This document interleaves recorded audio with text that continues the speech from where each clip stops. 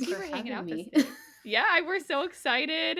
You are literally a book talk queen. So we are like honored to be in your presence today. Feel like that's a strange thing to hear, but I feel like Zodiac Queen makes sense, but I don't Ooh, know about okay. book talk. We can go with Zodiac Queen. I'm here for that too. I feel I'll like take you that one. are the one that always pops up on my For You page. That's good. I Like did all have the time. someone recently DM'd me and said when I dyed my hair, and she was like, "Well, you can't dye your hair because I searched red hair lady Zodiac Academy to find you on Instagram." Yeah, it has to be that color. Yes. You're stuck with that forever. If Yeah, you ever dye a different color, you can just post and be like, all right, now you can search purple hair gal. correct. And it will pop up. Yes. So welcome to the Goodish Girls, guys. My name is Dallas. And I'm Madison. And today we have with us the wonderful Jaimee Johnson from That Girl Reads, the Zodiac Hello. Queen. Woo! Amazing. So when we get into this, I want to preface like you are again, you have a huge following on Book Talk. You do a great job with all of your videos that you're posting and your content and your book reviews, things like that. How did you come about this? How did you go from like no followers, brand new account to becoming such a successful Book Talk creator? I actually have people ask me this a lot, and I feel like my answer is irritating. I feel like I have an irritating answer for this. But I had the very canon event of like my friend was like, "You have to read ACOTAR," because I Mm-hmm. mentioned that back in the day I read Harry Potter. I was reading since I knew how to read, like since I was tiny. Right. But I stopped reading. We went through that whole phase where everybody read Rachel Hollis and we only had to read self help. Everybody did the girl wash your face, like we're gonna get better. Yeah. I was like, I can't read fantasy anymore.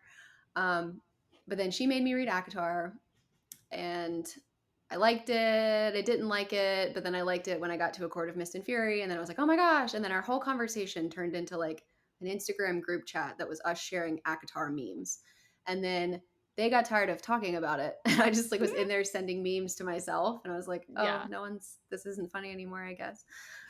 So then I was kind of on Book Talk. Like I had if you scroll far enough back on my Mm-hmm. TikTok page, you can find fitness videos. I am a fitness instructor. And so I was on TikTok Okay. just doing like stupid little workouts, or like I like to do the plank challenges or the weird Mm-hmm. workout challenges.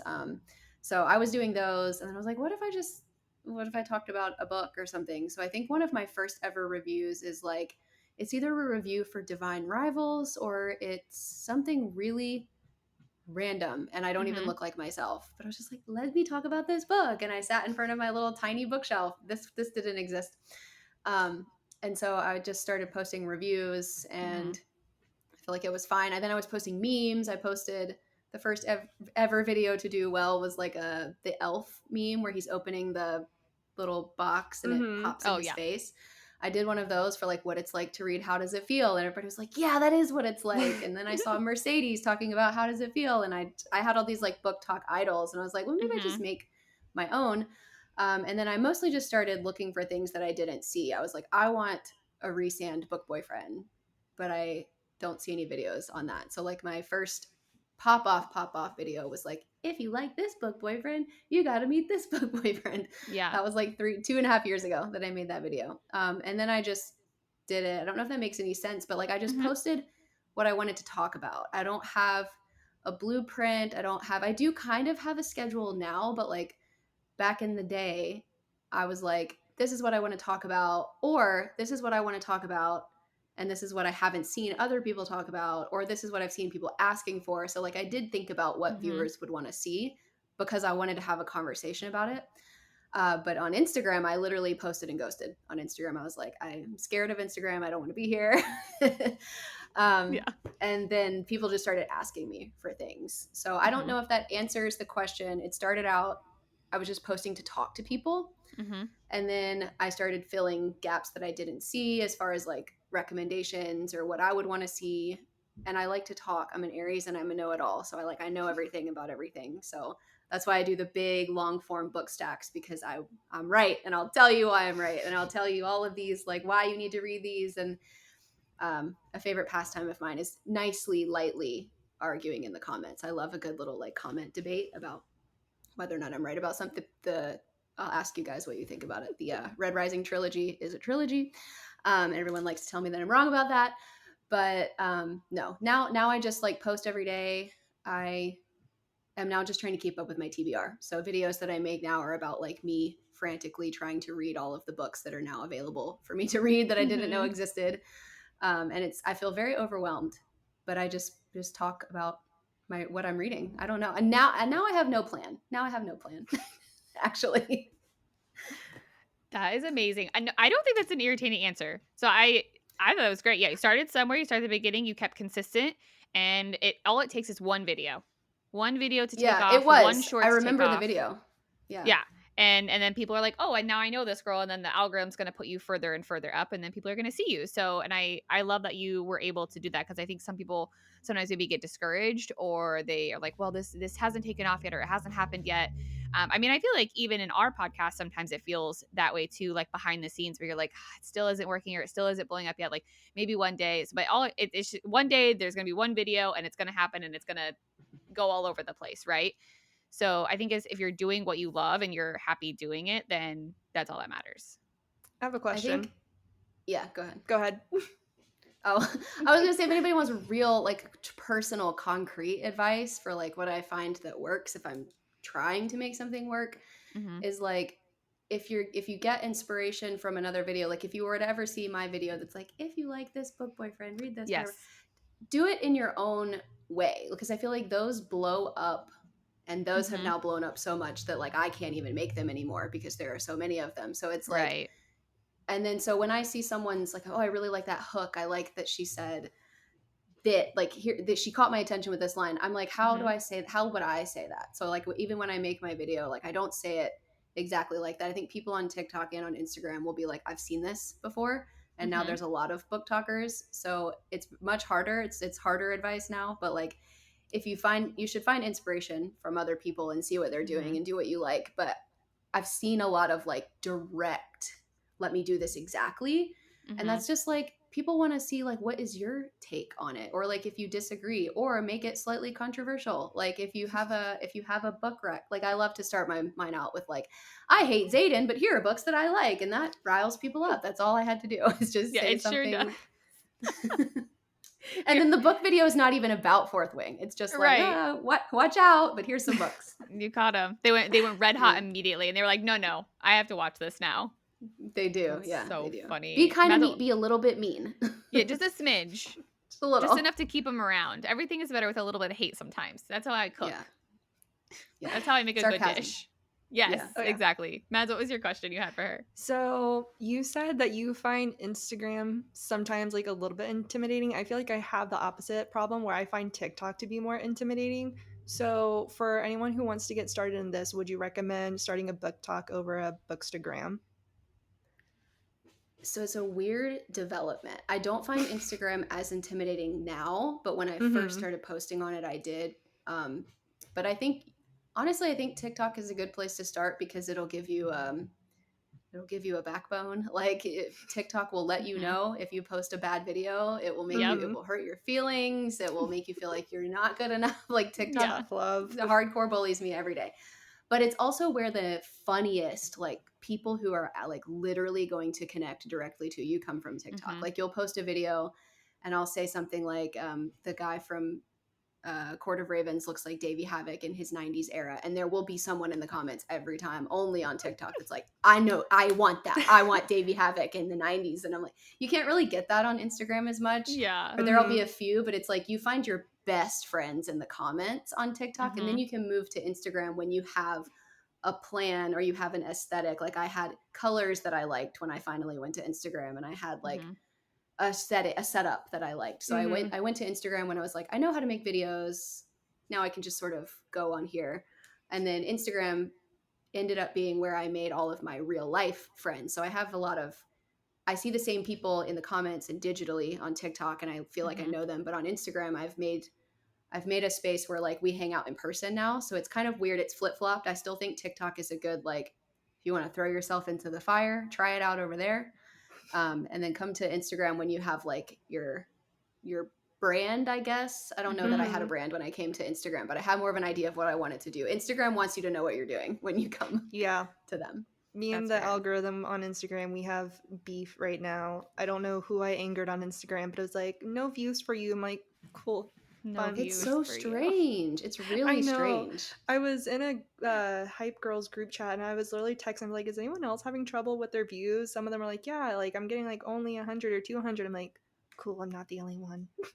So Instagram is the mean girls. They're like, you can't sit with us. Yes, and there's like 5 or 7 So of rude. them.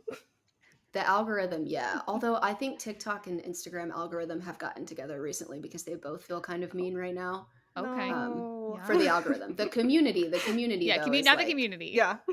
yeah, the algorithm is mean everywhere at the moment, Mhm. except for Facebook. You could probably pop off on Facebook right now.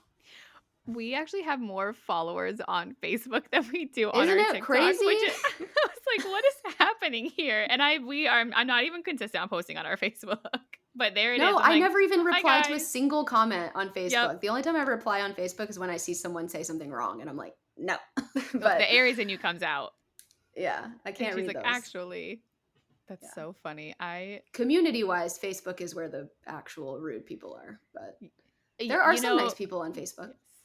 Yes. Sometimes, yes. Sometimes. I never know what to do with a mean comment.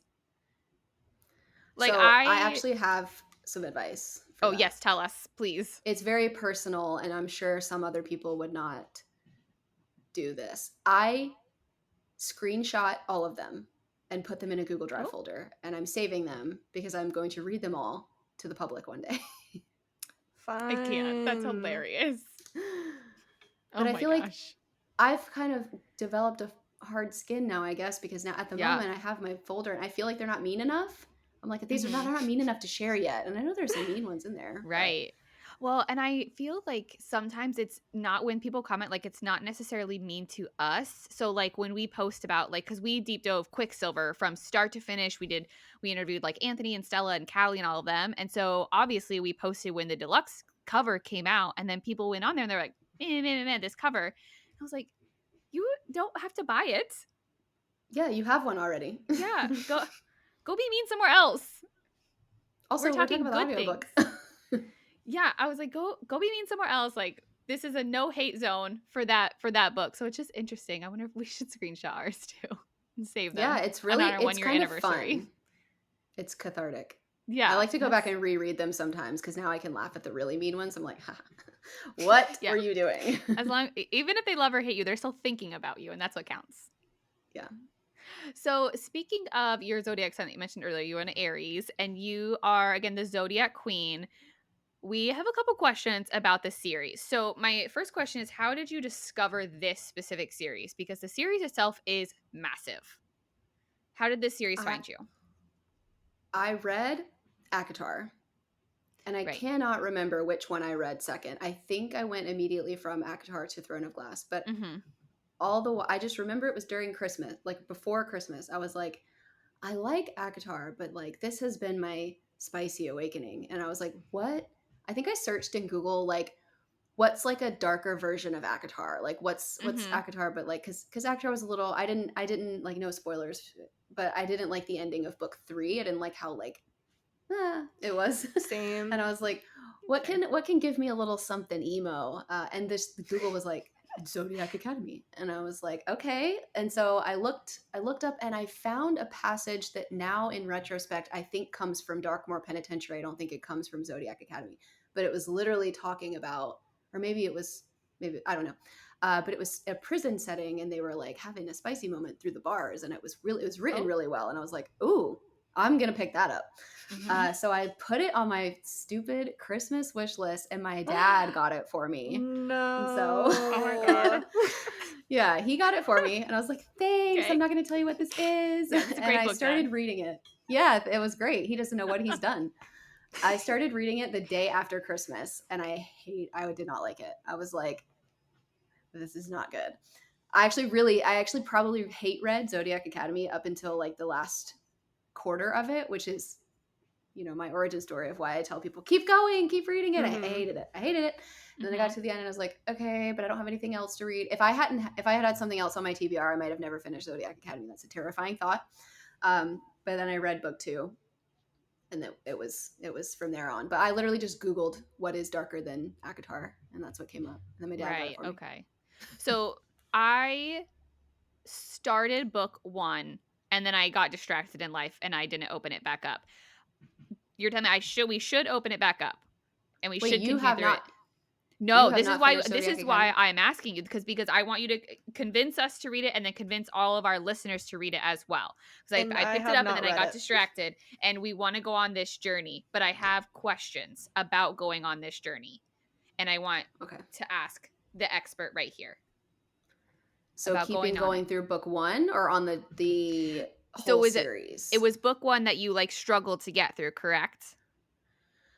I feel like it's so strange. I didn't struggle. Like I finished it really fast. It was kind of one Mhm. of those books that you're like, I'm not having a good time, but for some reason I'm turning pages really fast. Like it's a little bit it's because it's kind of gross. Like it's kind of icky. It's kind of you don't understand if you don't know the authors. I've learned Mhm. so much. I would not even call Zodiac Academy like poorly written anymore. Like before I was just like, oh, it's the writing, like whatever. That I don't like that Mhm. they're on Faye book. I don't like that she's listening to Eminem while she's going for a run. Like, I don't, what is this? I don't like the ass team. Like, what do you mean that you're called the Mhm. ass team? And I don't like that the guys are described as just buff pieces of meat that are attractive. I was like, this is gross. Like, I feel like Yeah. ACOTAR, it's making ACOTAR look very like proper. And Yeah. then this is like, Hot Topic, the Hot Topic ACOTAR. Yeah. And so I like I don't know, I finished it really fast and I was like I want to know. I had like an itch. I was like I feel gross, but I'm not going to tell anybody I'm reading it, so I'm going to read it by Mhm. myself. Like and so I read book 2 and I think it was book 2 where I was like, okay, I am now feeling more for the characters because everybody is surface level in book 1 and like in retrospect I do think that that's done on purpose and I hate that everybody has to read everything so fast and they are like I have a mile long TBR so maybe I can read the first Zodiac Academy but I can't read the second one. I'm like no, you kind of really have to commit to reading Zodiac Academy because it's I read it back in the day where I could finish a full series and go on that journey and then find Mhm. something else. And now I feel from Book Talk and Bookstagram, I feel pressure to read all the new books. So I have to interrupt big series Right. with those. Yeah. So you should treat Zodiac Academy like one, like go in. But yeah, books 2 and 3 was where my mind was changed. I feel like if anybody reads it and they absolutely hate everything Mhm. and they've read 3 books, it's probably not for them because that's where it happens. Yeah. But I think they write a bleak, hateable. They go really hard. Like they're committed to making sure you hate everything. Like even the main characters are not likable. They're annoying. They're whiny. They're like, why won't you Mhm. just stick up for yourself? Like what? This is so unrealistic. And then you get to like books 2 and 3, and I don't know what they did. I can't explain what they did. I don't know what they put in there, but I was like, I care a lot about all of these characters. Like even the ones that I thought that I didn't like. And then in retrospect, I was watching interviews with the authors and I heard how Mhm. they spoke and I heard how they talked to each other. I'm like, they write the books how they speak. It's not poorly written. It's not bad grammar. Also, a lot of the words that people complain are spelled incorrectly are just the British spelling of words. Like they're not actually spelled wrong. And these women, like when they talk to each other, they banter off each other. I'm like, that's exactly what you get in the book. So I don't see it as I don't see any negativity in the cringe factor anymore. I'm like, this is two Mhm. silly women writing a book that Yeah. will like also break your heart. I don't know if that's helpful at all, but it's like the first trilogy of the series, the first 3 Mhm. is pretty much where you're gonna decide. I don't think anybody should DNF or and let you live your life, do whatever you want. But personally, I would recommend not deciding what you think about it until you have finished book 3 of the series.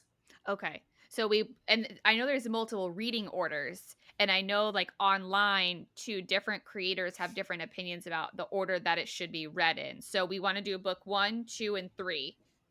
And Right. then let's say we love it because I trust you and I know we will. We love it and we want to keep going. What book do we go after 3? Do we go straight to 4 or there's like in between ones, right? It depends on what you want your journey to be. So this is a complicated question because there's a lot of right answers that will still achieve the same benefit, but the Mhm. emotionally damaging order, which is like spoiler free because um it's not foreshadowing. I don't like when a twist comes around and you're like, oh, I kind of knew that because of this that happened in the other book, or what. Like, I don't like feeling like, oh yeah, that makes sense. I want to have no idea where anything is coming from. So books 1, 2, and 3 are all like focused on Zodiac Academy, the main characters, that set of people. Book 4 is where a character from the Ruthless Boys of the Zodiac comes in. He's coming in to be a new professor. He's very smallly mentioned. Everybody says that I'm making that up. I'm like, no, they just don't call him by his name. They call him Professor Knox. Like, he's coming in to teach. He's kind of, like the dark arts.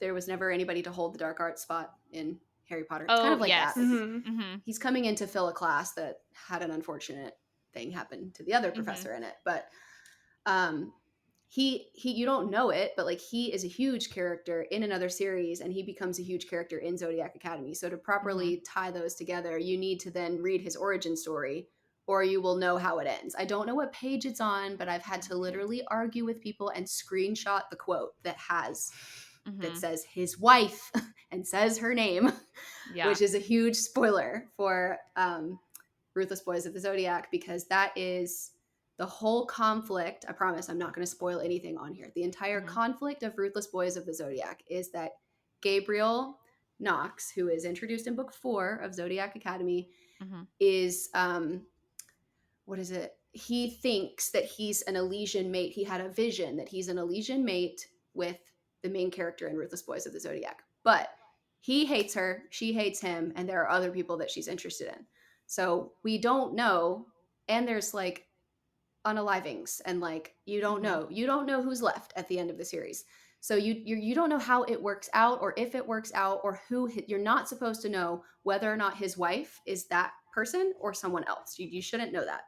And her name is dropped in book 4. And literally, if you read that, I followed someone's reading order that said read book 1, 2, 3, 4, then read Ruthless Boys of the Zodiac. So I finished book 4 and I was like, oh, this is about Gabriel. I know who this is going to be. Like, I know where he's going to be at the end of this. And then at the very beginning, I'm like, well, that takes every single bit of like question out of who anybody ends up with, like main character or Gabriel. Like, we kind of have an idea, but so I think the authors picked up on that, because they're very good at hiding spoilers after that, but they didn't cover that one up. So that one's like blatantly in there. And then I think they realized these series go together, and that's a spoiler. So they never say her name again, but they say her name in book 4. And so you need his backstory, and then it's not only about Gabriel, but like his backstory, no spoilers, read Ruthless Boys. Then after you've read Ruthless Boys, all of the other characters from Ruthless Boys become main characters in Zodiac Academy. So if you get to them, you're not going to know who they are. You're not going to get the jokes. You're not going to get the Easter eggs. And there's a ton of Easter eggs. There's a huge Easter egg that will leave you like, who the hell is that? And you'll have no idea like why it's so emotional that you're seeing that person if you haven't read Ruthless Boys of the Zodiac. So it's just like, I don't know. I feel like that's not making a lot of sense. So like, you could read it. You need to read it after book 3. You need to read it before book 4. However, it still works to do the emotional damage spoiler free if you read Ruthless Boys completely as a prequel. It also works to do that. The only reason I don't recommend doing that is because all of the world building and fun and like magic system introduction is in Zodiac. So if you read Ruthless Boys, you're kind of not going to know what's going on. But I don't know if that makes sense, because the chronological order is okay too. Yeah. It's okay. No, but there are spoilers in it. Okay, I'm glad you told me that, because in my possession I have books 1, 2, 3, and 4. So now I know. Do not read book 4, please. Do not. No, I'm gonna. Now I need to know. I need to go get Ruthless Boys and then put it in the middle, and then read 1, 2, 3 Ruthless Boys, and then book 4. Yes. Okay. Yes, I can do that. We can do that. I need you to message me and tell me, like, I see the wife's name. I see it. Yes. I'm like, I see it. That.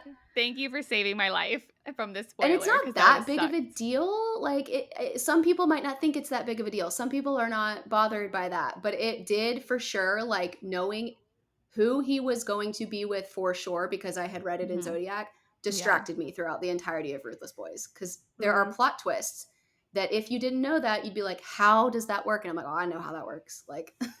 I get it. No, and I don't want that. I want to be surprised in it, which is not normal because in real life I don't like surprises. But in these books, I don't want to know all the things that are happening before we get to the end. So yes, I love that. All right, for our listeners, book 1, 2, 3, Ruthless Boys. Then you can pick up book 4. Can I'm we glad you address the told me that. prequels? Because Yes, can we address yes. that's the I want you to last tell thing us all the things. that's the last thing that's just really important for spoilers. Mm-hmm. So I also made the mistake there. I spoiled myself. I did it wrong, which is why I made my order, because Mm-hmm. I know firsthand how it feels to have read them in the wrong order. Yeah. So I didn't just make it up and decide. I was like, God, I hated that. Let me fix that. So it's 1, 2, 3, all of Ruthless Boys, then book 4, then the prequels. Maybe even book 4 and 5, and then the prequels. Honestly, as long as you read the prequels after book 4, it's fine. But Okay. there's a huge thing that happens at the end of book 4 Mm-hmm. that was totally spoiled, kind of. If you're not paying attention to anything and you're just reading for the vibes, there are instances where you still won't see it coming if you're just like not even paying attention. I'm not like that. I'm digging. Mm-hmm. I'm looking. I'm trying to figure Same. everything out. So there is literally the beginning, the opening of As Told by the Boys.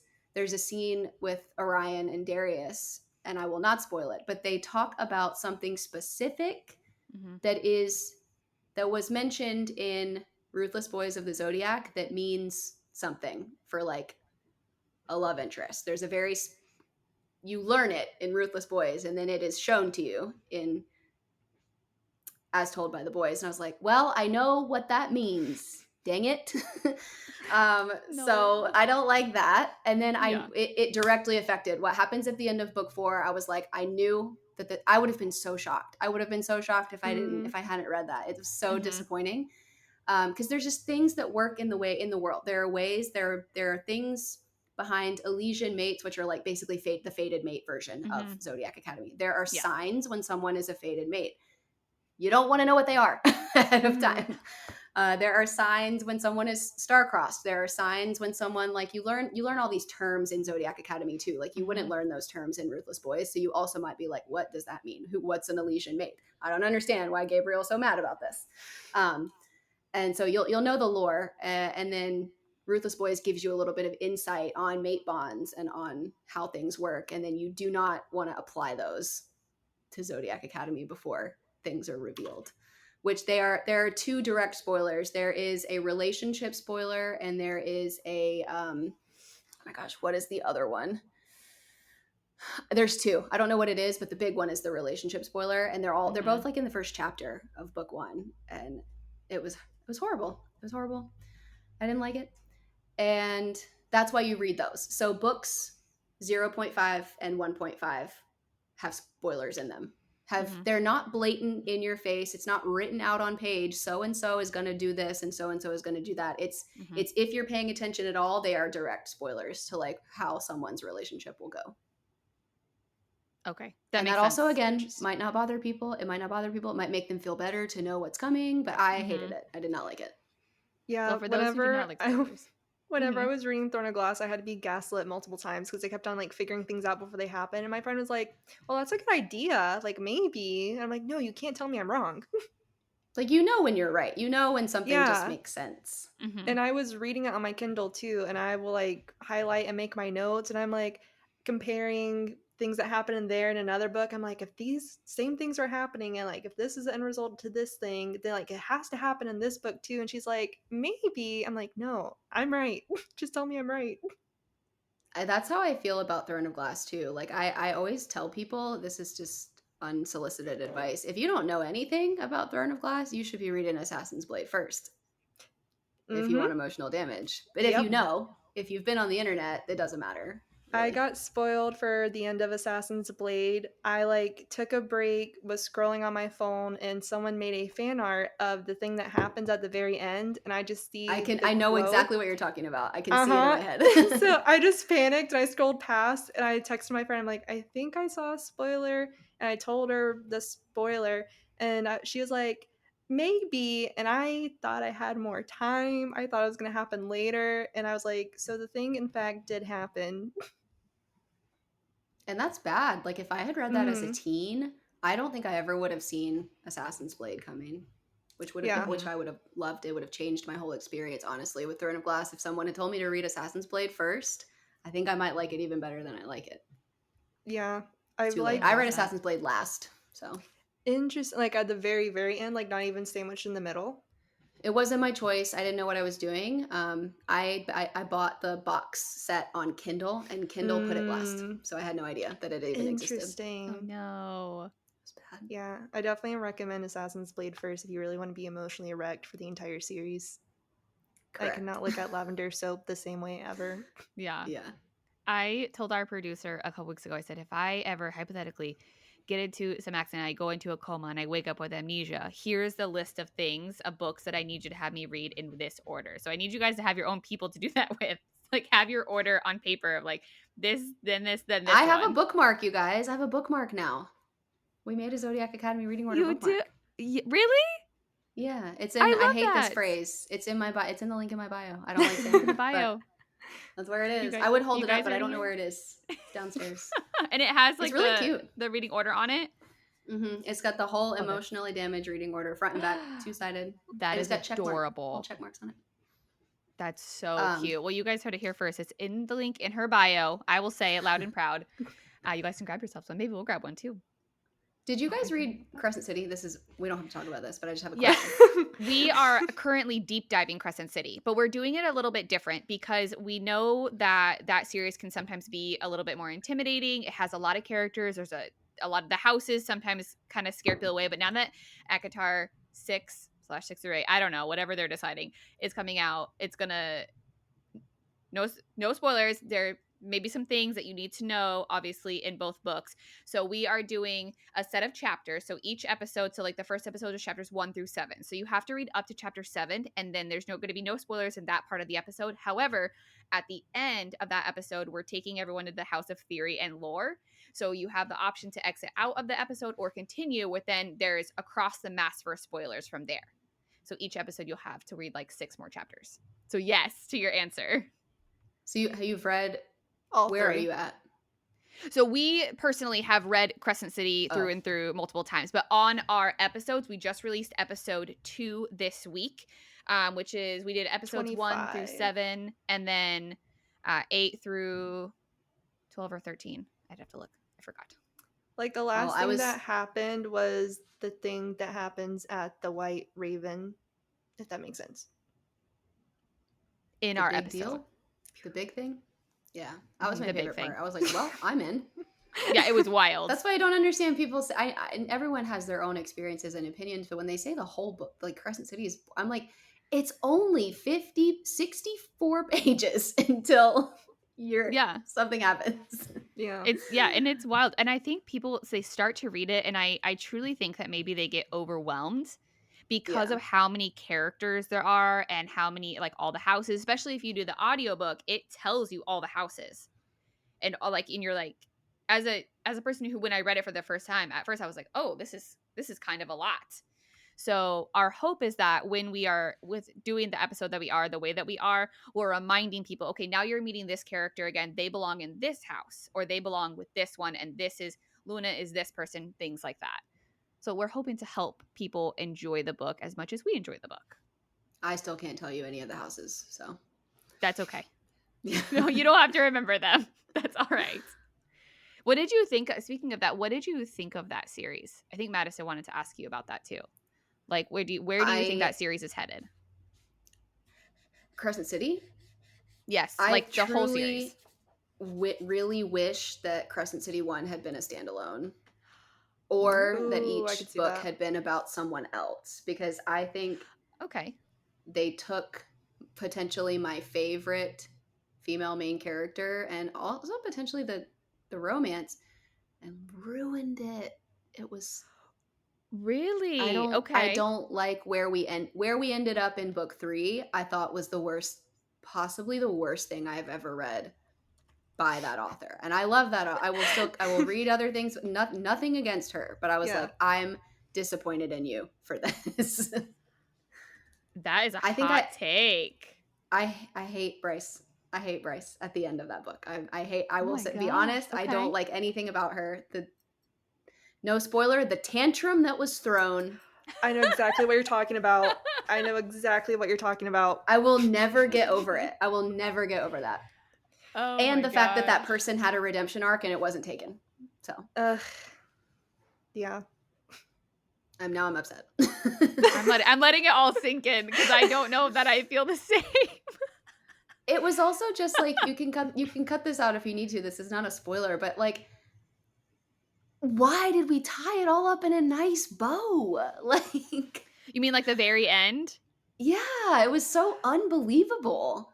I didn't like the Fair. ending, like where the final fight took To place. be fair, it was that. It really was. I enjoyed the rest of the book. I enjoyed the rest of Hofast. Like, I thought it was very fast paced. There was callbacks and there was emotional damage. I liked all of that. I just felt like we did all of that work for like nothing at the end. Yeah, Crescent City, because I read ACOTAR, then Crescent City, and then I literally just finished Throne of Glass like a few months ago. And I've had people tell me, like, oh, I'm going to love Throne of Glass more than I love ACOTAR. And I was like, we'll see.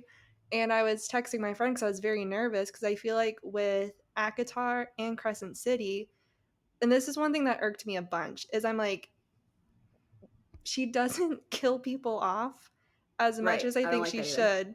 And so I was telling my friend, we were doing the Throne of Glass buddy read, I'm like, I don't know if I'm gonna enjoy it because like what if it's the same formula? And then she sent me a text because she started it sooner than me, and she's like, yeah, so you know how I said that Sarah doesn't kill people? She sure does. I'm like, fun, cool. Which is scary to me since that was her first ever series and now she's stopped. I'm like, what happened? Like, we all wanted and we appreciated that. And whenever I was reading Kingdom of Ash, people were telling me like, oh, you're going to be so emotionally damaged. And I like finished it right before I went to a fantasy ball event. And I was telling people like, oh yeah, I just finished it a few hours ago because I didn't want to see any spoilers like at the ball. And everyone's like, oh my gosh, how are you doing? I was like, honestly, I'm kind of fine because I was expecting to go into it to have like the emotional damage of like Harry Potter and the Deathly Hallows, where like everyone you love gone. But I was like, honestly, after like sad, but like I'm kind of fine. Yeah, I do think Kingdom of Ash was sadder, but I think the end of Crescent City 1 made me, I had a much more of an emotional reaction to the very end of Crescent City 1 than I did at Kingdom of Ash, which I think that's an unpopular opinion too. But it was so good. It was like this is a full circle. Everything was for a reason. He called her sweetheart. Come on. Yeah, And I hated in that a name. good way. I hated that name. Yeah, we had just talked about that in our episode too, and she's like, "Oh, he called her sweetheart," and I was like, "He said it mean, like he said it like a bro." Fine. And I hated that. it. But I like when he. I don't think this is a spoiler. The doctor's office was a good one. Yes, that was a good moment. Go ahead. Go ahead. We think that we kind of disagree on what Hunt deserves. We both love Hunt, but like, and this might be a spoiler too. He does not deserve to watch TV from the rooftop. He was like, "Open the curtains, let me watch TV," and I was like, "No." It was like very, very beginning almost. I just think there was times where like Bryce is like, no. I'm like, he's literally just doing his job. Like, can he have just like a little crumb of peace? Now, to be honest, this can't be a spoiler because this is just my fanfic version. To be honest, I don't think that they're right for each other. I really like Hunt, but I think they were perfect for each other in book 1. I think they were not right for each other in books 2 and 3. And I think that what would have been a great story is if he hadn't, like, well, we don't actually know. Honestly, we don't know for sure. But I think what would be a better story is if he ends up not being Endgame and she is mated to someone else and he, finds someone else. But I feel like they're giving me, I'm like, I don't believe that you guys even like each other. And I think he could have been a really good, like, good version of Tamlin, like a good guy Tamlin. Like, he could have been a really good, like, first love for Bryce. When we thought it was Connor. It was actually Hunt. Right. So if you had to rewrite Crescent City, let's say you were rewriting it, and you had it as different characters for each book, which characters would you choose for each of the other 2 books? Like, if you could keep book 1 almost the same, and you were like writing book 2, who would that be about? In your perfect world. Well, even from the cover of it, book 2 should have been about Rune and whoever the name we shall not say. Yes, Should the have been one about person. Rune Rune. and the cool girl. Yeah, I feel like his Rune's on the cover of book 2. I'm like, what? He's barely in it. Like he is, but I think Mhm. book 2 should have been about Rune. I feel like they had a deeper. His relationship seems a little bit deeper and more real. So I feel like they honestly Mhm. could have taken 2 books if we had needed them to take 2 books, Yeah. because they had a very slow burn, and I Mhm. don't think they're even like finished yet at all.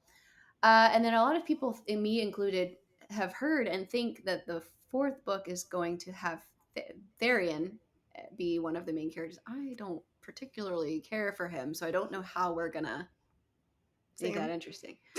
Yeah, But I'm I sure. think maybe Rune for book 2, and then honestly, I Mhm. was very interested. I would have liked to go.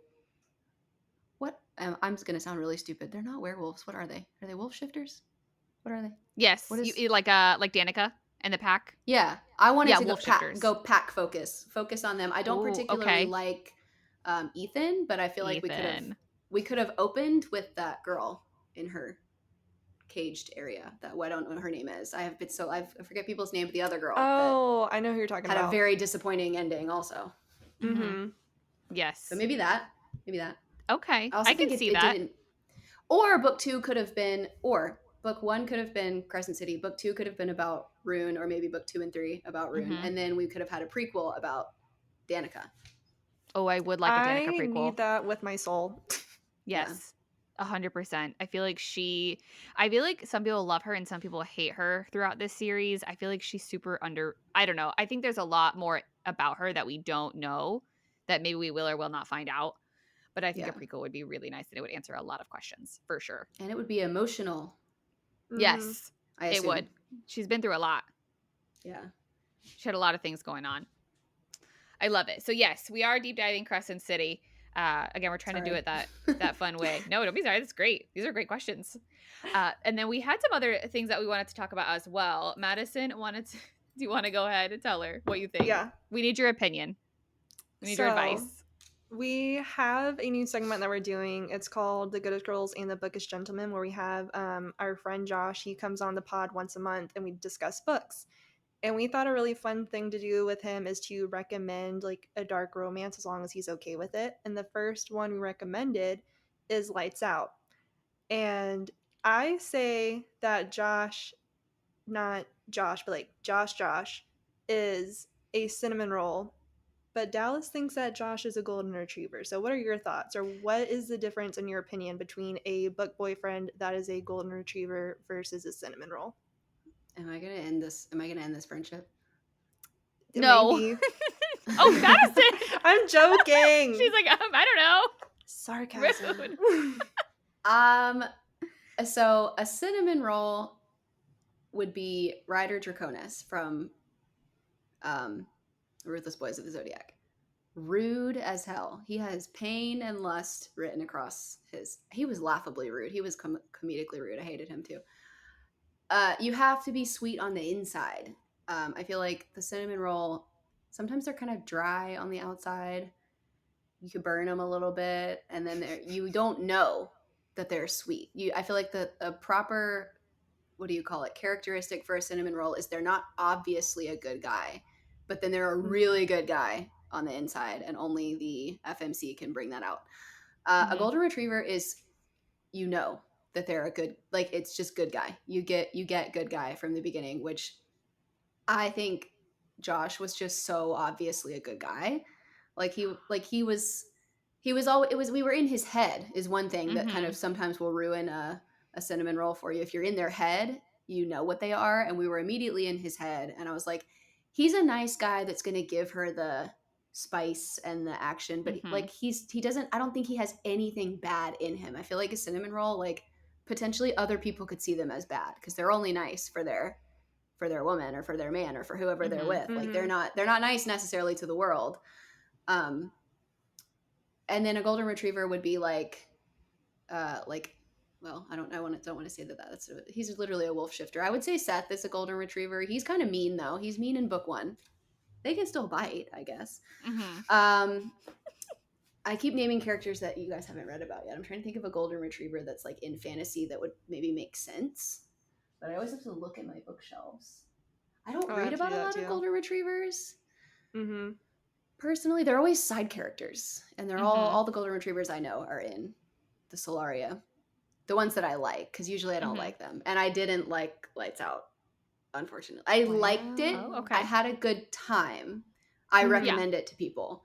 But Mhm. it's not one that I kind of forgot about it immediately after I read it because I like I I think it's a great fun. I think it was funny. It was comical, and the audiobook Mhm. was a work of art. I listened to it as an audiobook. Yes.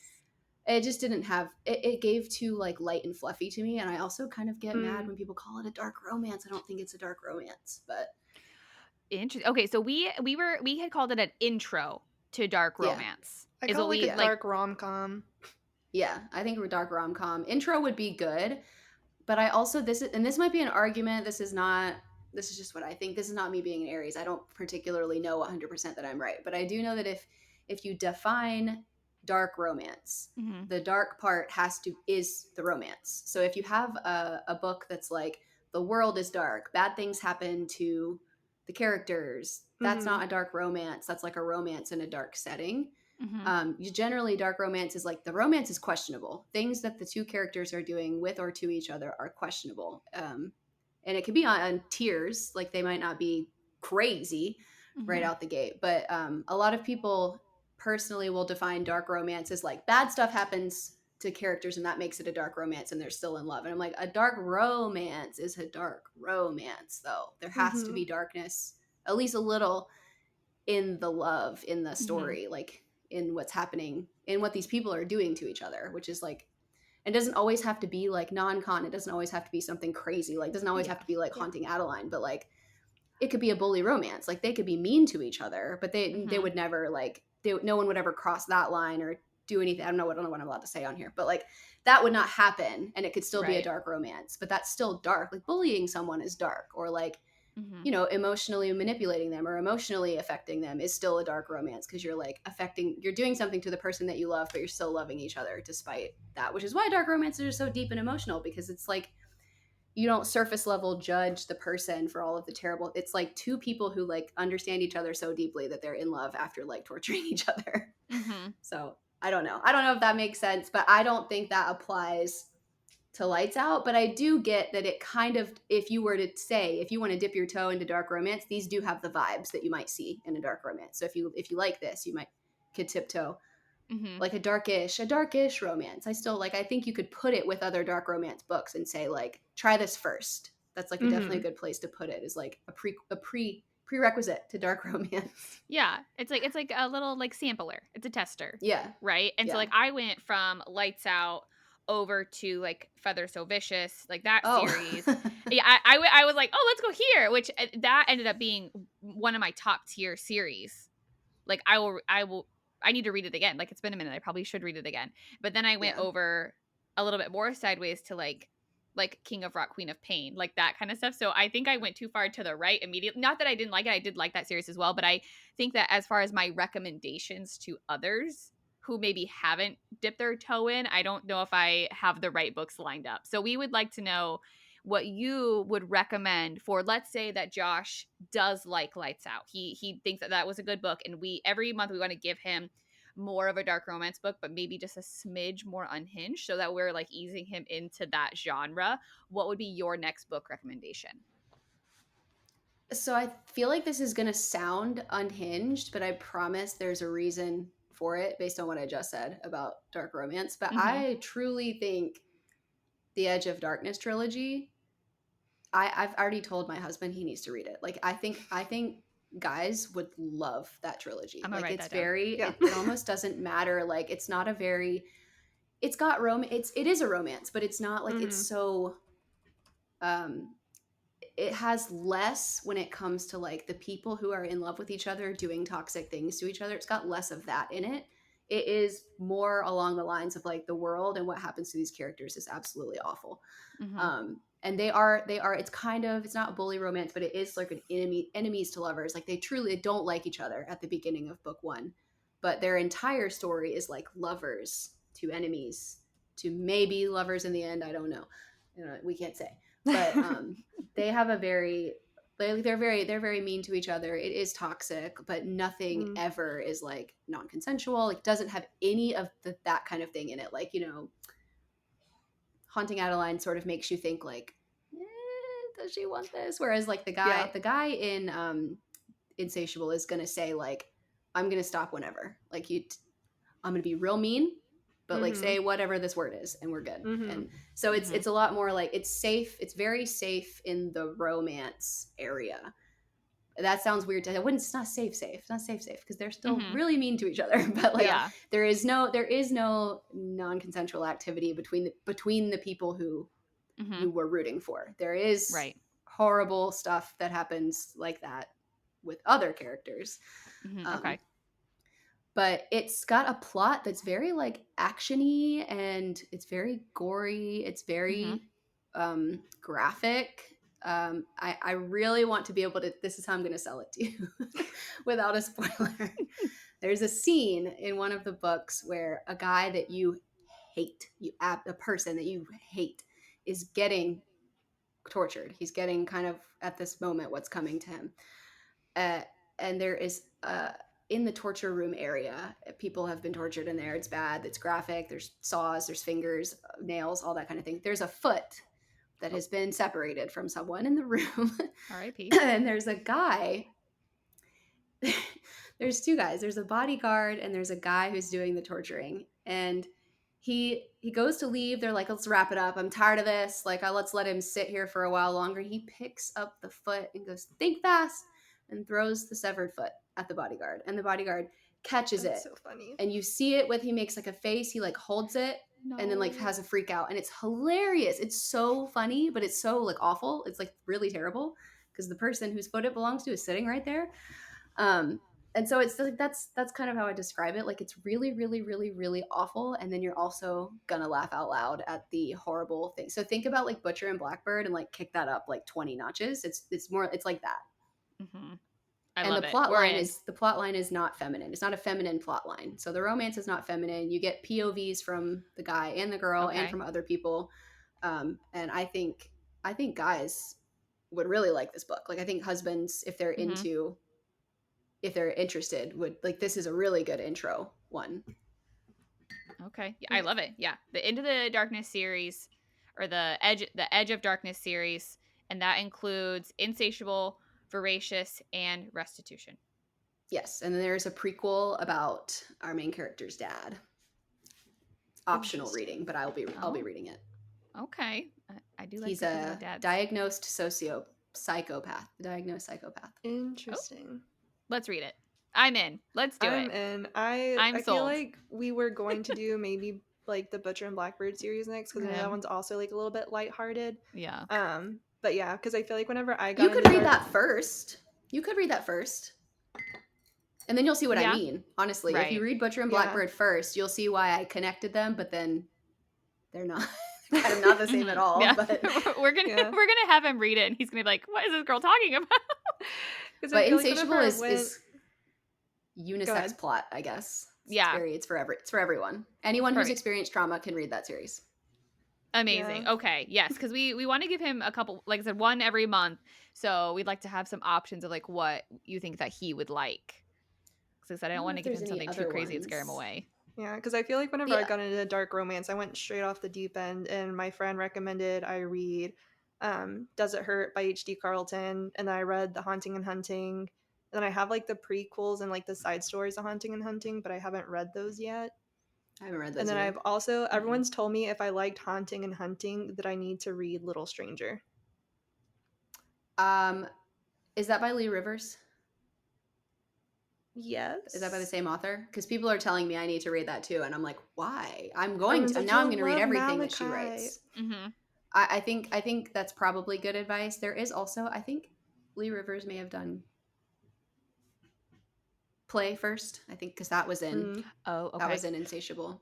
Yeah, I also think whenever people think of H.D. Carlton, they think of that or like the House of Mirrors. But I was like, oh my god, I love the House of Mirrors. Oh my god, I love the House of Mirrors, but I wasn't expecting there to be like actual plot. I'm like, hold on, can we like actually appreciate there's an actual story to all this too? Yeah, well, definitely if you read and enjoyed even a little bit of Haunting Adeline, I feel like Edge of Darkness is like, take that but make it like so beautifully written and a little bit deeper. Cool. I love Adding that. And Okay. Scottish. The guy has a Scottish accent, so there's that. Wow. Sold. Done. We love an accent. Josh has an accent. Not Oh, we Scottish love- The though. ladies an are gonna accent. love him. The ladies are gonna love him. I'm here for it. We even before we had him on the show, his episode isn't posted yet, but I was showing girls at work and I was like, look at this, and they were like, oh my gosh, his voice. And I was like, knew it. They're gonna love We him. love a good voice. Yes. So we want to talk, and I know you've already said a couple, which is amazing, but we want to talk some bookish hot takes. So Oh, yes, that you have. I mean, we may as well Madison rip the has one. Band-Aid off. Let's yeah, you go first. Yeah, you say yours. Hold on, I'm pulling up my notes on my Kindle. It's like She wrote them down. I mean, because on my Kindle's the only time where I'll highlight and annotate because I cannot bring myself to do it in a physical book. It physically pains me. Yeah. It's like, I don't. it's kind I don't of a annotate. hot take. Maybe not. I felt like it was a hot take whenever I was reading it. But again, I loved to hate this person. He is, to this day, I think one of the best written villains, personally for me. But I think that Arabin Hamel could do some serious numbers if he was in a dark romance. Oh yeah, for sure. He put his hair up in a man bun, you know. Mm-hmm. Get rid of the Lord Farquaad description. Yes. When was he Put it described up as in a Lord man bun. Farquaad? I just remember them talking about he had like shoulder length hair and like a mustache, and I was like, ooh. Yeah, there's some fan arts where I'm just like, no, but then there was one I was like, wait a minute, I might be converted. Yeah. But yeah, so there's one. I think I have two quotes from him. But one is in Queen of Shadows, chapter 3. So the part that I highlighted was Erwin continued to pin her with that lover's gaze. Nothing is without a price. He brushed a kiss against her cheekbone, his lips warm and soft. She fought the shudder that trembled through her and made herself lean into him as he brought his mouth against her ear and whispered, "Tell me what I must do to atone. Tell me to crawl over hot coals, to sleep on a bed of nails, to carve my flesh. Say the words, and it's all done. But let me take care of you as I once did before that madness poisoned my heart. Punish me, torture me, wreck me. Let me help you. Do this small thing for me and let me lay the world at your feet." I'm like, honestly, I mean, this that's was a a dark banger. romance. Yeah. Probably would have folded for Arabin. That's my other thing that annoys me sometimes is like, why do we get rid of some of the deepest characters? Mm-hmm. Yeah. I do agree. I do agree with that. Like, I do question that. What's That's one of your how I hot feel takes? about me. I mean, I agree with that one. We'll add that to my list. Yes. Put him in a dark fantasy romance. This one's too obvious. I don't think that Xaden is a good book boyfriend. I don't like anything about him. And I don't even say, like, people tell me that I say that just to rage bait now. I'm like, no, it's literally what I think. Mm-hmm. And when I read a book where sometimes a character will remind me of him, I'm like, well, no, I don't like them as much. I have to like completely separate myself from them. And I would like to preface, I love Rebecca Yaros's contemporary romance books. I love them. They are some of my, like, Variation was amazing. I've been saving The Last Letter because I know it's supposed to be emotionally damaging, and I'm like saving it for when I would really want to deal with that. Mm-hmm. But I think it's too clear that she wrote contemporary happily ever after romances. And I know she's not really a happily ever after person. Her books can emotionally damage you, but like, Mm-hmm.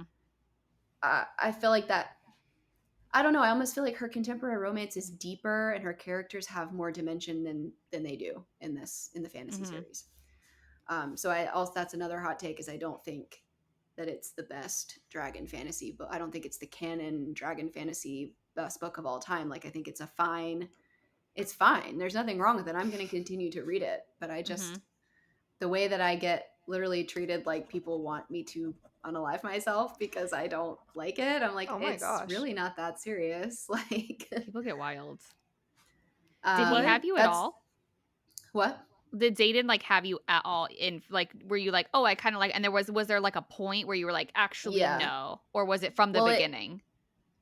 so it's actually a weird spot. Him and I almost had an enemies to lovers arc ourselves because I didn't like him. I mean, I liked him before I knew him in book one, and I was like, okay, Mhm. well, he's hot and he has shadow Mhm. powers, obviously. Right. Also, if you go far enough back on my TikTok, I was about 50% into a fourth wing, and I made like an update video that was like, oh my gosh, you guys, I love this so much. I'm not lying. And I didn't go back on what I said. Where it turned was when, after about 50%, it just became very obvious that like he had been a good guy the whole time. Like he's Mm. sort of what I would say he's like a light cinnamon roll. Like there is Mhm. not a bad guy. He is not morally gray. Like, and I just don't think you can make someone morally gray simply because you were hiding the fact that they were good. I don't think that makes them morally gray. It means you just hid that they were good. Like Mhm. that's not the same. I think it was revealed too quickly that he was just like a good guy. He's like, yeah, I've been reading. He didn't say this, but like, I've been helping you the whole time. Like, I'm going to help you. I'm going to train you. It's so obvious that he secretly like he's rooting for her the whole time. He's like got her back Mhm. the whole time, Mhm. aside from keeping secrets. But I flipped when I got to that like maybe 75% mark. I was like, ugh, I don't think I like this anymore. I didn't like the romance. I didn't. There's a scene. There's the lightning scene with them. I don't know where they are because Mhm. I'm actually confusing it with what I'm about to say. There's a lightning scene where they're outside. That scene Mhm. is almost not word for word, but almost sequence by sequence. That scene is in Zodiac Academy with someone else. And they don't have lightning Oh, powers, but a Interesting. storm is happening while that is happening. And I was like, I've read this before. Wait. So I didn't wild. like that. And then the end, I just thought it really dragged for the last like 75% until the big like plot twist at the end. Mhm. So Mhm. where I liked him though was I actually really liked and rated the highest. My favorite book of the series so far has been Iron Flame, Mhm. because I felt like Interesting. you fleshed it out. Like we actually had depth, and I liked him when he went bad. I thought he was gonna actually be morally great. Like I thought he was gonna Yeah. be a tortured soul. I thought like, oh, Mhm. here we go. Mhm. They're gonna do lovers to enemies, and they didn't. They didn't. I mean, No, there's he still didn't. time. There is. I just don't believe after the end of the third book, which is another hot take, is Mhm. that her sister should have stayed dead, and they should have killed Mhm. more people. And um, I just don't think he's. I don't believe. I don't believe that he's. I wanted him to go full. What is the name of the species? What are they? Benin. I'm thinking the Valk, but that's from Akatar. What No, the the heck? Venom. Throne of Glass. Yeah, I wanted him to go. I wanted him to embrace that. I was like, let it happen, Lean please. in. Let me believe that you're a bad guy for a second, and then I it was just think I don't know. I feel like there are no stakes. So I liked him there, and then I Mhm. hated him again in Onyx Storm. interesting. I feel like there might be potential for him to go full bad because I can't remember if Rebecca said this or if people are just tying it to Star Wars, but people are comparing it a lot to Revenge of the Sith. And like he's Now, Anakin. listen. Let me tell you what will save this series for me. I would actually go back. I would go back and I would rate this series 5 stars if this happened. And this can't be a spoiler because it hasn't happened. It If we get to the end of this series and she pulls a Harry Potter and the Deathly Hallows, and all of those written correspondences are in past tense for a reason, and no one's here with us, Mm-hmm. I will rate that series 6 star. That she will have gotten me No. if she, not maybe not to the extent, not everyone, I don't mean everyone Wow. is dead, not that, not Yeah. everyone is dead, but like even if it was like they went their separate ways or something happened, they got separated, and Mm-hmm. then they're like, Yeah.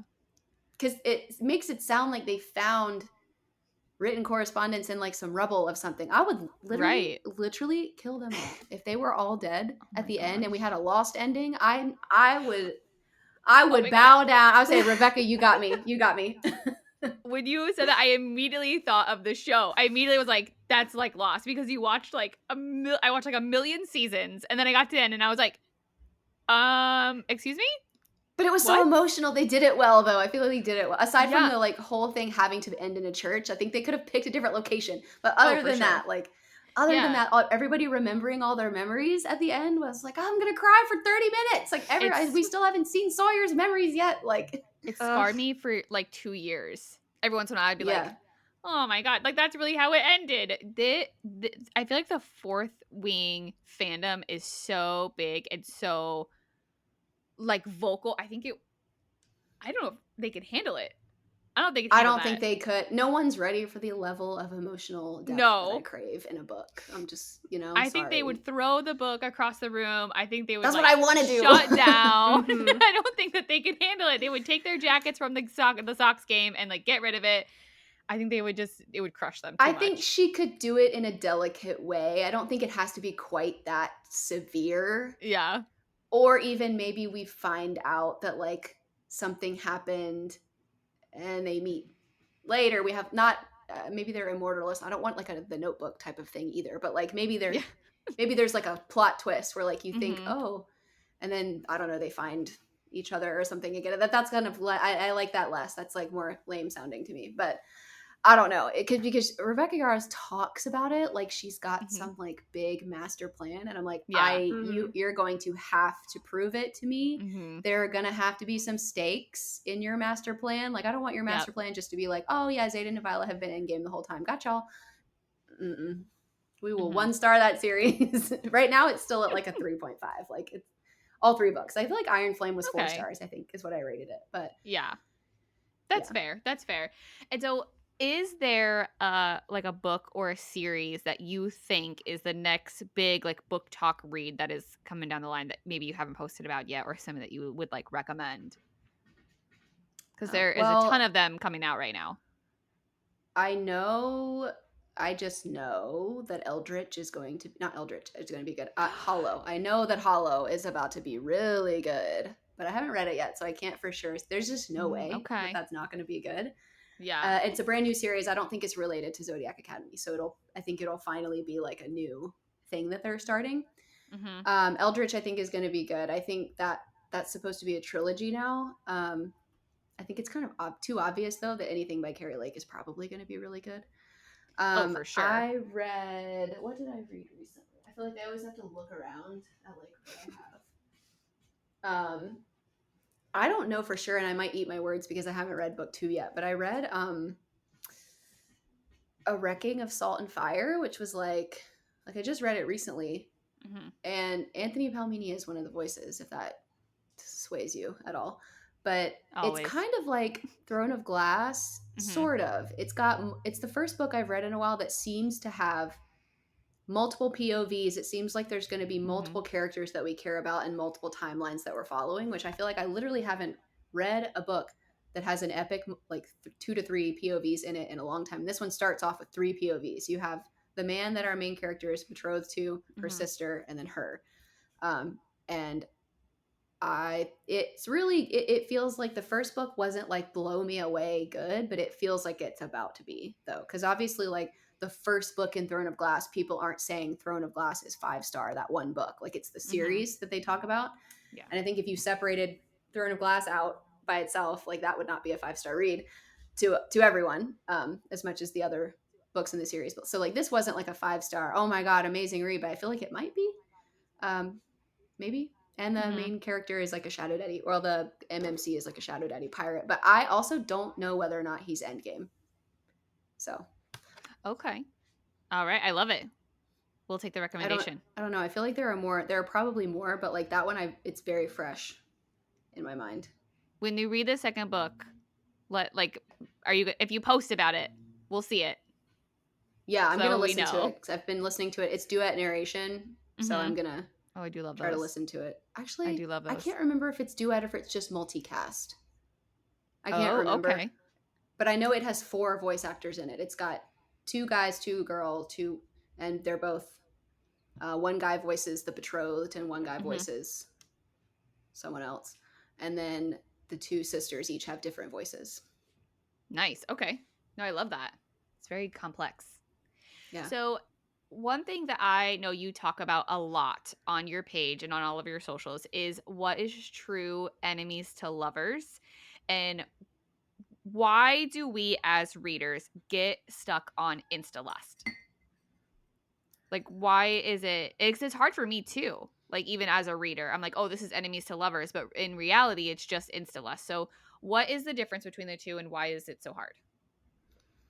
So I think insta lust, or so mostly it's lust. It's usually not insta love, but like insta lust is like, it's so obvious. I think it's more obvious to the reader. So Mhm. like, I want to be fooled with you, as like I want to feel like I'm the character. Like in Zodiac Academy, I hated the characters with the girls. They hated them, but also I did.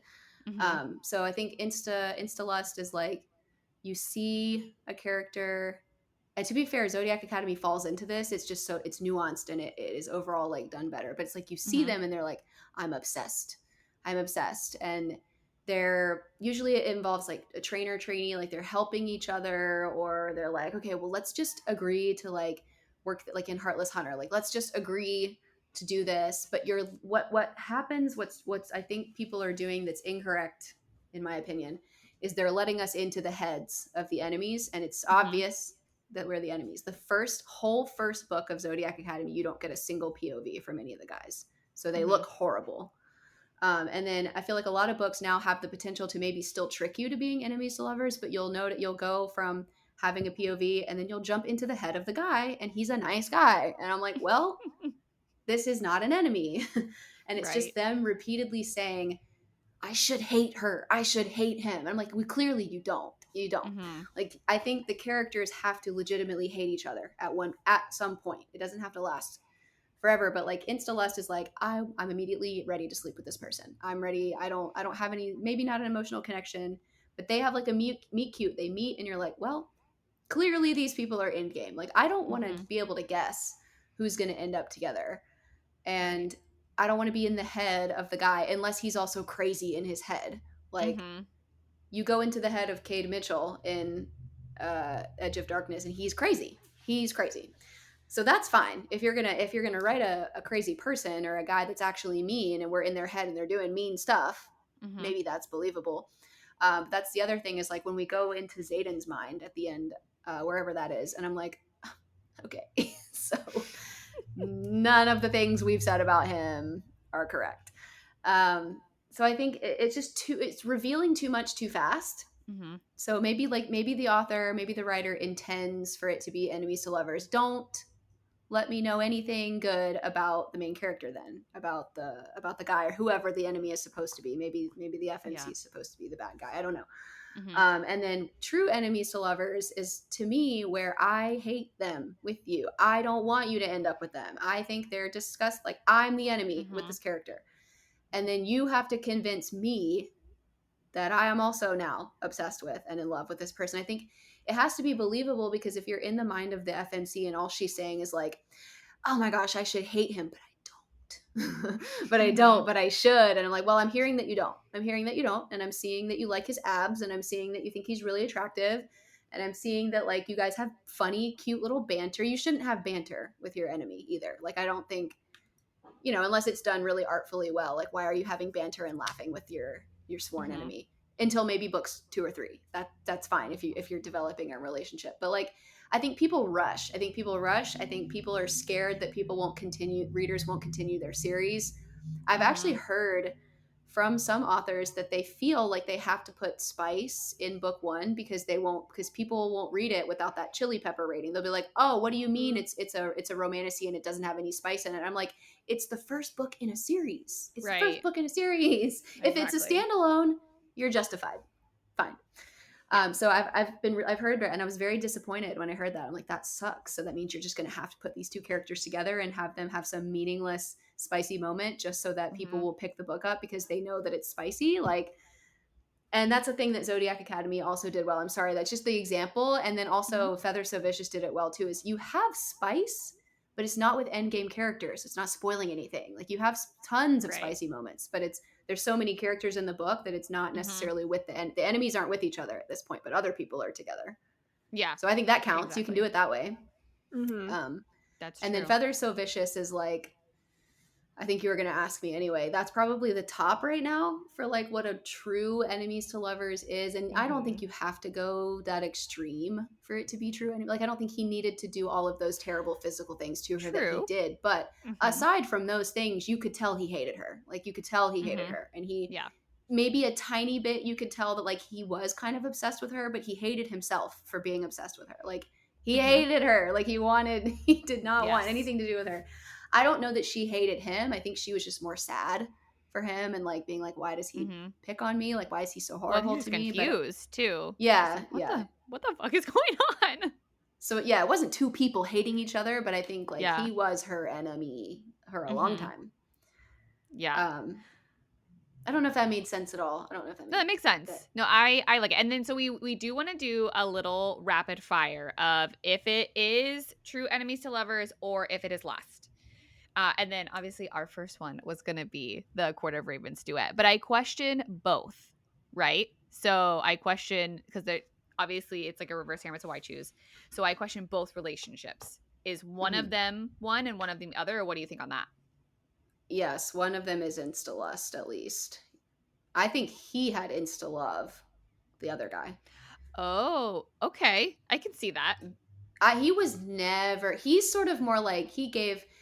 This is a bad comparison because I like him a lot. I like Sebian a lot, but like he Hmm. gave Zayden. Like he was mean to her because he felt like he had to, but he didn't want to be. Like Yeah. he was helping her the whole time. He was being Hmm. sneaky. He was being nice. He was healing her Yeah, trauma. Other guy was that's like, true. let me mess your whole life up. Like so, I think they were. I think they were, and they were immediately Hmm. interested in each other. It's like she automatically was like, oh, I want to do it with him. So. True. Very true.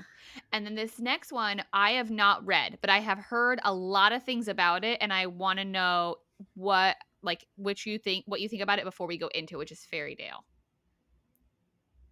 That one's weird. That one's neither. I think that one's Ooh, neither okay. because there are two people.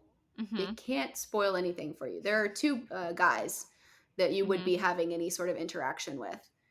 One of them, uh, with their whole story to get like when they did meet, when they met each other for the first time, they were not Mhm. enemies.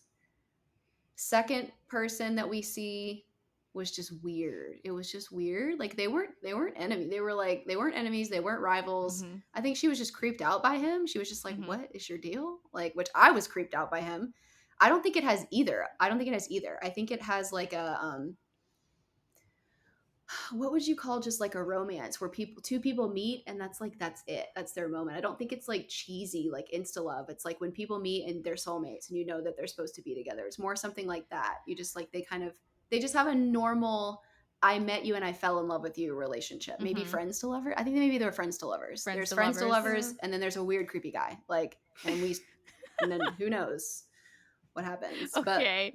that one doesn't have either one. It doesn't actually have Interesting. any tropes in it. Maybe someone at some point says who did this to you, but Fairy Tale honestly is not like you. It's not a cookie cutter romantasy. It's very strange. Yeah. Ooh, Interesting. I love that. Okay, all right. And then a lot of these next ones are pretty mainstream books, but they're books that we know that a lot of our listeners like have read. So, what would you say about and this is one of my favorite books, Blood of Hercules? I think that depends on how the series goes. I think some of Mhm. them are enemies to lovers, and which is kind of what works about a reverse harem. I assume it's going to be a reverse harem. Mhm. Is you get enemies to lovers in some characters, and then you get not enemies. There's a golden retriever, there's an enemies, there's a teacher student, and then I don't know what you Mhm. would consider. There's always the character also that heals their trauma that like helps them, like just a general good guy. Yeah. Um, I don't know though that screams true. I would recommend it as enemies to lovers. But if Mhm. we're comparing it to other ones that are like my favorite enemies to lovers, I don't know Mhm. that they hate each other quite enough for me to say like it's a great enemies to lovers. Like it is an enemies to Mhm. lovers with certain characters, but I think they're all I think they all have her best interest Yeah. Would you say forward it's from like the an very beginning. intro? Like an Yeah, intro to Enemies to Lovers? yeah, A great book overall, for sure. yeah, yes, Great definitely book. a good book, and I think there's more angst in it. Like it's got more Mhm. depth to the relationship in general, even if they do kind of immediately become obsessed with her. I still wouldn't say that it's insta lust or anything because there's some conflict Yes. within their There heads. sure So is. There sure is. Okay, and then another one that is pretty mainstream that we obviously love is Quicksilver. I don't think Quicksilver is enemies to lovers. I think I Quicksilver's agree. grumpy. Like I think he's just grumpy. Mhm. I think he's He's just been a through a mean lot. guy. He's just kind of a mean guy. Like he's He's not. been through some things. Yeah, I love him. I love him. He kind of Yeah. reminds me of a grumpy Dorian Villiard when Dorian had his collar on. He reminds me of Aw. like collar era Yeah. Dorian, Mhm. which I really like because I like that he's crazy. He's crazy. That's like my I favorite. would call Also, Dorian Yeah. favorite. my emo boy during that phase. Yes, yes, I loved Now, emo Dorian. Jaimee, I need you to tell Madison that she needs to read Quicksilver. I'm gonna If call you you like out. Dorian, he's like Dorian though after the light has been ripped away from him. Like he's not Mhm. as Okay. funny. He's not very Spicy funny. Dorian. Yeah, spicy, Yeah. mean. You know when Dorian the scene I always think about, I won't say any names, but you know when the scene where there's the hand necklace in the shadows in the tent? Sure do. Sure That's do. how Kingfisher is. That's all he Okay. is. All The the time. reason why I haven't read Quicksilver is because, and at this point I feel like people were just giving out misinformation, but I could have sworn people were saying that like it kind of ended on a cliffhanger. And so like after reading the Empyrean series, I was like, I can't take that. So I was like waiting for Brimstone to get like a little bit closer before I read Quicksilver. And I disagreed with that. I think that you have quite a bit of, I mean, there's obviously a future to it, but I think there's just quite a bit of information and questions answered at the end. What are your thoughts? Yeah, it wasn't one where I was like, "What?" I'm Okay. I'm That's what I was excited for. fearing.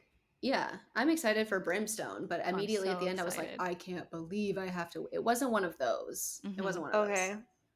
It's just a I lot of will read it. action at the end. There's just action, action, action, action. Yes. And then I wouldn't say there's a cliffhanger. There's just like a Mhm. bunch of stuff going on. Mhm. Yeah, agreed. Agree with that. I will read it in October, I promise. Well, You the have to. Brimstone will be out, I feel like, by the time or Yeah. you'll have to wait like 2 weeks maybe. It's Yeah, like super that's soon. the plan. November I like a 18th. smooth transition. Yeah. You have to And read it it because does then have a slow start.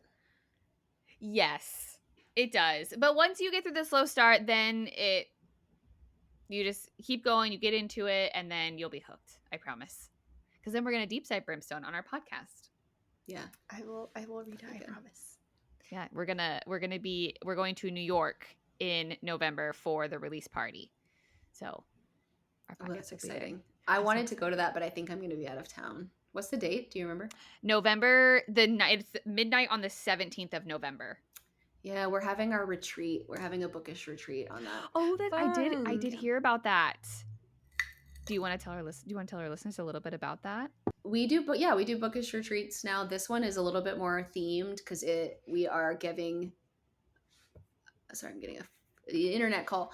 We are giving people access early to Hollow by the Twisted Sisters, so they're gonna provide our attendees with an e-arc. I think hopefully at least a week. I'm hoping it's 2 weeks before it comes out, so that everybody can read it and then we can discuss it at the book club we have a book club session on the Sunday of the retreat. But basically, it's like a 4-day 3-night retreat where we're gonna do book bestie bonding. We're doing like astrology. We have someone coming to the other one to do an astrology reading for people, but then we're doing like Myers-Briggs and we're gonna make little PowerPoints on like who your book boyfriend would be based on your answers to your tests, and we're gonna that stuff, and we're gonna make candles, and we're doing like crafts, but then we're also taking everyone to the Renaissance Fair, and then we're also discussing Hollow. So it's like a 3-part thing. We're going to the Ren Fair, we're bonding and hanging out and doing girl stuff and making bookmarks and making candles, and then we're also having a little mini book club and reading Hollow before anybody else gets to read it and talking about it. So that's what we're doing. We're trying to do very themed ones. I'm trying very hard to theme them around books, but it's very difficult because authors' publishing dates sometimes change, or if I ask them like a year in advance, they're like, well, I don't know if I'm going to be, traditionally published if they're not already. So I might like make plans and then I wouldn't be able to have them. But we just basically do like very themed bookish retreats where we rent big spaces. We all hang out. We all do stuff, go hiking, chat for 4 days and read books. That is epic. What an epic experience that would be. Yeah, And do you guys you should do come. those? We should. Yes, sold. You do a live podcast. Done. I'm in. And if we are in Orlando, so if you ever want to come to a bookish retreat here, we could help set it up too. If you're in. Yeah, I think we were considering. We want to do one in Charleston, in Savannah. Those are more spooky, but we do want to go to Florida and to like New Orleans and like New Hampshire, not New Hampshire, what is it, New England, which is also including New Hampshire, but like the New England area. Yes. I love the Savannah Ooh. Ghost Tour.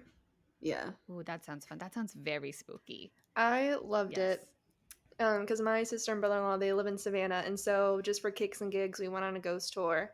And our guide told us that there's a book. It's called In the Garden of Good and Evil, and it's actually based in a garden in Savannah. And so, like, next time I go, I want to read it beforehand. That way, it can be like, oh, now I know all the stories.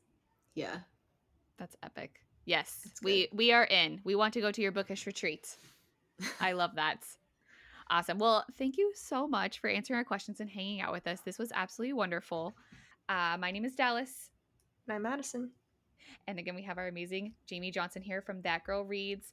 If you did not hear it, we did say it on the podcast, we are deep diving Crescent City. So you guys can make sure to check that out. And then also make sure to follow Jaimee at That Girl Reads. And that's THTGRL Reads. I just want to make sure I spell, because when I was like looking for it a while back, I was like, hold on, I'm spelling it. It's not working. So just make sure we know that spelling so you guys can find her and get all of her book recommendations. She is brutally honest on her social media, and I think you guys will appreciate that. Is there anything you want to say before we sign off today? Thanks for having me. Thanks for letting me rant, and I hope I didn't make too many enemies shitting on Zayden. I think we'll be okay. You can screenshot any bad comments and you can put them in there and we'll talk about it in a while. Okay. Yeah, that'll be good. We'll come back to it and be like, do you guys remember this comment? So amazing. Yeah. Thank you again for hanging out with us. If you like this episode, please make sure to like, follow, and leave us a review.